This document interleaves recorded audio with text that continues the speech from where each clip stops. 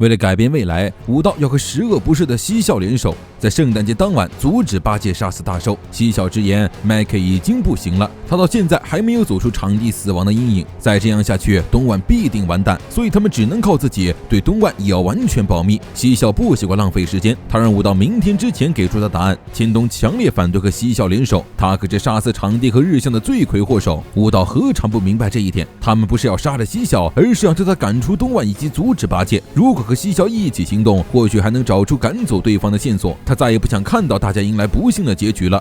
为了达成这个目的，就算协助西校他也愿意。千冬最终被武道劝动，看来今天的圣诞节他要和女人无缘了。之后武道和千冬找到西校，答应和他联手，期限就到圣诞节结束。这是一个各怀鬼胎的队伍，只是恰好目标一致而已。放学后，武道和日向姐弟一起回家，日向非常期待圣诞节的到来，这却让武道慌了神。他和日向约了在圣诞节干什么了吗？那这和他的行动就完全撞档期了呀！直人不想浪费时间看两人打情骂俏，于是就先回家了。武道吐槽他怎么和西校一个样子，没想到日向居然附和了他。武道惊呆了，日向居然是认识西校的。日向和西校小学的时候居然上过同一个补习班，当时的西校是个非常聪明但不讨人喜欢的学霸。这种太聪明的人给人感觉都是冷酷无情，全补习班的孩子都不敢靠近他，只有日向会和他搭话。他们住得近，有时候还会一起回家。不过自从西校去了私立中学上学之后，他们就再也没联系了。武道告诉日向，西校现在成了东莞的队长，而且还不是普通的小混混。后面的话武道并没有说，日向很惊讶，这一点都不符合西校的性格，但是他又觉得西校会和武道合得来。虽然西校表现的笨拙还不好接近，但心地却非常善良。武道一句话都不信，开什么玩笑？那个杀死日向好几次、罪大恶极的坏蛋怎么可能是好人？日向又告诉他，他们第一次相遇的时候，西校其实也在场。小六的某一天，在补习班放学回家的路上，有几个小孩在公园里欺负猫咪，那是西校和日向第一次遇见武道。见到有人欺负猫咪，日向不顾西校劝阻上前阻止，结果却被小混混们围起来欺负。而就在这时，披着红披风的武道冲过来，踹飞一个小混混后，大喊正义使者登场。即使害怕的发抖，但他还是拦在日向面前，毫不意外的被小混混们揍了个鼻青脸肿。